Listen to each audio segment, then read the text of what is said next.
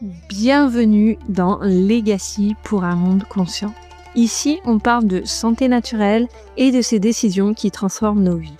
Je suis Yasmine et j'accompagne les femmes à reprendre le pouvoir sur leur santé et leur vie grâce à des solutions naturelles.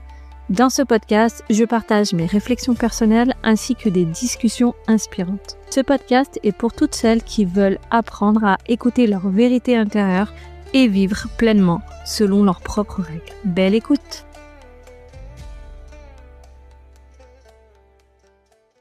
Bienvenue dans ce tout premier épisode du podcast Legacy pour un monde conscient. Aujourd'hui, j'avais à cœur d'aborder un thème très important pour moi, un thème qui sera le fil rouge de ce podcast, à savoir la santé. Pour moi, la santé, c'est la base de tout. Parce que sans elle, on ne peut pas vivre pleinement, on ne peut pas faire des choix éclairés, des choix en conscience. Au moment où j'enregistre cet épisode, nous sommes en janvier 2026. Normalement, il sortira en janvier 2026. Et comme chaque début d'année, c'est courant de se souhaiter une très belle année, plein de choses, plein de belles choses. Et en général, on ajoute et surtout la santé, c'est le plus important. Je pense qu'on est à peu près tous et toutes d'accord pour dire que, par exemple, le succès, le bonheur, la réussite, s'il n'y a pas la santé qui va avec, ça n'a pas le même goût, ça n'a pas la même saveur. Aujourd'hui, j'avais envie d'ouvrir un espace de réflexion, une question simple, mais essentielle. Est-ce qu'on sait vraiment ce que veut dire la santé ? Dans cet épisode, je vais te partager ma vision de la santé, pourquoi je pense que notre société actuelle en France nourrit davantage un système de maladie plutôt qu'un véritable système de santé. Et enfin, comment on peut reprendre une place plus consciente, plus souveraine dans notre rapport à notre santé. J'avais vraiment envie d'enregistrer cet épisode pour mettre des mots sur quelque chose que je ressens depuis longtemps. Un décalage entre ce qu'on appelle la santé et moi ce que je ressens dans mon corps. L'idée de cet épisode, c'est de prendre un pas de côté et de regarder la santé autrement. Alors, qu'est-ce que c'est la santé ? Aujourd'hui, dans notre société, la santé est souvent définie par une chose très simple, l'absence de maladie. Tant que tu n'as pas de diagnostic, tant que tes analyses sont dans la norme, alors je fais entre guillemets dans la norme, faudrait se renseigner sur les fourchettes des laboratoires qui concernent les prises de sang. Je vais pas en parler ici, mais c'est un sujet, c'est un véritable sujet. Donc tant que tes analyses sont OK, que tu tiens debout, alors tout va bien. Il y a même des personnes qui pensent être en bonne santé parce qu'elles prennent des traitements qui stoppent les symptômes de leur maladie. C'est-à-dire elles ont une maladie, elles prennent des traitements, donc pour elles ne sont plus malades. Moi, je suis absolument pas d'accord avec ça, mais vraiment, vraiment pas. Pour moi, ça, c'est pas de la santé. Ça, c'est juste officiellement ne pas être malade. Moi, la santé telle que je la vois, telle que je la vis, telle que j'accompagne chez les femmes que je suis, c'est pas ça. C'est un état d'équilibre global, un équilibre physique. Alors, quand je dis physique, je ne parle pas forcément d'être un sportif de haut niveau, de courir un marathon. Je parle de pouvoir marcher 500 mètres, monter des escaliers sans être essoufflé ou en souffrance. C'est en ça que j'appelle un équilibre physique. C'est aussi la santé, un équilibre émotionnel, mental, relationnel, une harmonie intérieure sereine, relativement stable, parce que on peut ne pas être malade et pourtant être complètement épuisé, à fleur de peau, déconnecté de soi, de son corps, en tension permanente. Et le problème, c'est que dans notre société, on a appris à normaliser cet état-là. Pour illustrer ce que je dis, je vais prendre une image. Le corps comme une maison. Tant que les murs tiennent, on considère que tout va bien. Même si les fondations, elles fissurent, même si le toit, il laisse passer de l'eau, même si l'intérieur, c'est devenu inhabitable, c'est comme si on attendait que quelque chose s'effondre pour agir. Alors qu'on pourrait écouter bien avant. Parce qu'il y a des signes. Et si on les écoute, on peut entretenir sa maison, réajuster ce qui doit être réajusté. Si je me suis intéressée à la santé, c'est pas par hasard. C'est parce que mon corps, il m'a parlé longtemps. Et comme beaucoup, j'ai appris à ne pas l'écouter.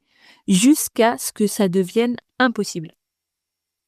Je vais revenir là-dessus dans un prochain épisode. Là, je vais vraiment me concentrer sur la santé de manière générale. Souvent, c'est ce que je vois chez les femmes que j'accompagne, les femmes entre guillemets en bonne santé sur le papier, mais en surcharge émotionnelle, en fatigue chronique, en tension constante. Ne pas être malade ne veut pas dire aller bien. Et ça, déjà, c'est une première clé essentielle. Et souvent, quand on commence à regarder la santé sous cet angle-là, il y a une question qui revient. Ok, d'accord.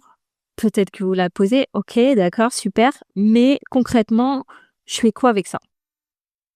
Parce que comprendre, c'est une chose, mais apprendre à faire des choix plus conscients au quotidien, avec son corps, son énergie, son temps, ça, c'est autre chose. Et c'est justement là que moi, j'accompagne les femmes qui sentent qu'elles ne veulent plus subir leur santé, qui veulent en devenir actrices. Donc, pourquoi je pense qu'on est plus dans un système de maladie plutôt qu'un système de santé? Souvent, en France, on dit on a de la chance avec notre système de santé. Ok, if you want, on a de la chance. On a de la chance quand il s'agit d'urgence, d'accidents, de maladies graves, de chirurgie lourde. C'est indispensable. Mais c'est pas de ça que je parle aujourd'hui. Ce dont je parle aujourd'hui, c'est autre chose. Parce que ce système-là, il intervient quand la maladie, elle est déjà là. Quand le corps, il a déjà crié très fort. Quand le déséquilibre est déjà installé depuis longtemps. Et même notre langage le montre. On parle d'assurance maladie. On parle de professionnels de santé qui passent leur journée à traiter la maladie. C'est pas un reproche, c'est un constat. Aujourd'hui, quand on va aux abords des hôpitaux, par exemple, qu'est-ce qu'on voit?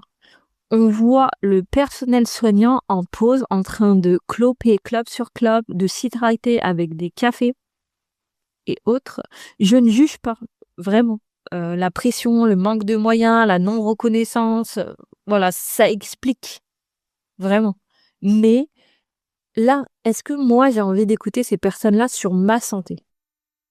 Non. Ma santé, c'est mon devoir à moi. Elle est entre mes mains à moi, pas les leurs. Ma santé, c'est moi qui en suis responsable, personne d'autre. Aujourd'hui, on n'a pas vraiment un système de santé, on a un système de maladie. Et moi, la maladie, clairement, c'est pas mon job. Je pense qu'en France, on est assez bon dans la maladie, il y a assez de professionnels de la maladie, donc c'est cool. Mais moi, c'est pas du tout mon job. Mon job, c'est la santé. Moi, ce que je propose aux personnes que j'accompagne en tant que coach de santé, c'est pas de remplacer la médecine, c'est de se construire une assurance santé personnelle. C'est une implication quotidienne, une écoute plus fine, une prévention vivante et l'intégration de la nature dans nos vies pour pouvoir bénéficier des bienfaits des plantes au quotidien. C'est une invitation à reprendre le pouvoir sur sa santé. On va prendre une autre image.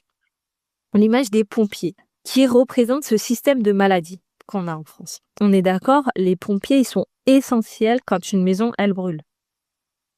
Mais si ta maison, elle prend feu tous les hivers, peut-être que la question, c'est pas seulement comment je fais pour appeler les pompiers plus vite. C'est peut-être de comprendre pourquoi ça brûle.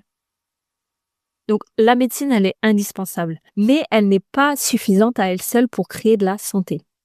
Et ta santé, elle est entre tes mains. C'est à toi d'en prendre la responsabilité. Je vais revenir sur cette notion de responsabilité un peu plus tard dans l'épisode. Mais ce que je veux dire, c'est que tant qu'on continuera à confondre maladie et santé, on va passer à côté de quelque chose d'essentiel.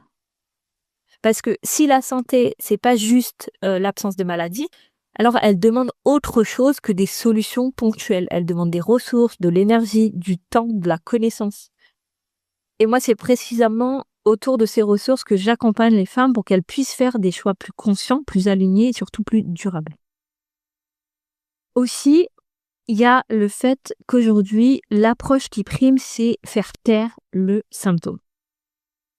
T'as mal à la tête, on te donne quelque chose. Trouble digestif, on prend quelque chose. Fatigue, on serre les dents ou alors on stimule. Ou si on ne comprend pas ton symptôme, c'est que c'est dans ta tête. Mais ce qu'il faut comprendre, c'est que le symptôme, c'est pas une erreur du corps. C'est pas un bug, c'est un message. Dans beaucoup de cultures, le symptôme est vu comme un signal, un langage, une tentative d'adaptation du corps. Par exemple, tu as un voyant qui s'affiche sur le tableau de bord dans ta voiture. Tu as deux choix. Tu peux mettre un morceau de scotch dessus pour ne plus le voir ou tu peux essayer de comprendre. Tu peux ouvrir le capot. Bon, c'est peut-être pas un bon exemple parce que, à moins que tu t'y connais super bien en bagnole, le fait d'ouvrir le capot va pas t'aider de ouf. Mais je pense que tu as compris l'idée. Supprimer le voyant, ça répare jamais le moteur. Quand tous les jours tu as mal au ventre, c'est pas juste pas de chance. Quand tu es fatigué tout le temps, c'est pas juste c'est comme ça, c'est la vie. Quand t'es tendu, ton corps il est tendu en permanence, c'est pas normal. Même si on nous fait croire que c'est banal. Encore une fois, la société, elle a banalisé toutes ces petites choses, ces tracas du quotidien. Le corps, il ne trahit pas, il l'informe. Et quand on commence à l'écouter, pas pour le contrôler, mais pour le comprendre, tout change. Et on a à disposition des solutions naturelles qui vont nous aider à soulager les symptômes tout en les traitant en profondeur. Parce que l'idée, c'est pas de souffrir à tout prix parce que le corps nous parle. C'est pas ça l'idée. L'idée, c'est d'intégrer la nature dans nos vies pour bénéficier des bienfaits des plantes pour notre bien-être, pour nous soulager. Et là, j'ai envie d'ajouter quelque chose de très important, surtout pour toi qui m'écoutes là. Parler de responsabilité ne veut pas dire culpabiliser. L'idée de ce podcast, c'est pas de se dire si tu vas mal, c'est ta faute. Pas du tout. L'idée, c'est plutôt de te dire tu as plus de marge de manœuvre que ce qu'on t'a appris. Tu n'as pas à subir, tu peux reprendre ce pouvoir. Se responsabiliser, c'est pas rajouter une chose de plus sur ta to-do list pour nourrir un peu plus ta charge mentale. C'est pas ça. C'est se redonner la liberté de choisir, d'écouter, de faire différemment, à ton rythme. Pour moi, la santé, c'est pas un objectif à atteindre. C'est une relation à construire avec soi. Voilà, on arrive à la fin de ce que je voulais partager dans cet épisode. Et si je devais résumer sur les choses que j'aimerais que tu retiennes, ça serait celle-ci. C'est que la santé, c'est pas uniquement l'absence de maladie. Que notre système actuel, il soigne surtout la maladie, mais il n'est pas en charge de la santé. Et que ton corps ne se trompe jamais, il communique. Et j'ai envie d'ajouter aussi que l'idée, c'est pas de se culpabiliser, mais c'est de se responsabiliser, de faire les choses à son rythme. Et voilà, de ne pas confondre maladie et santé. Si cet épisode a résonné pour toi, tu peux laisser un avis ou un commentaire sur la plateforme où tu m'écoutes. C'est ce qui va permettre à ce podcast d'exister et de toucher d'autres personnes. Donc, merci 1000 fois d'avance. Et si tu en ressens aussi l'élan, partage-le à une femme pour qui ces mots pourraient être utiles. Et si tu as envie d'aller plus loin que l'écoute, tu trouveras dans la description les liens pour découvrir comment je travaille et comment je peux t'accompagner. Dans tous les cas, je te remercie d'avoir écouté Legacy pour un monde conscient. Ici, on apprend à jouer selon ses propres règles en conscience. À bientôt!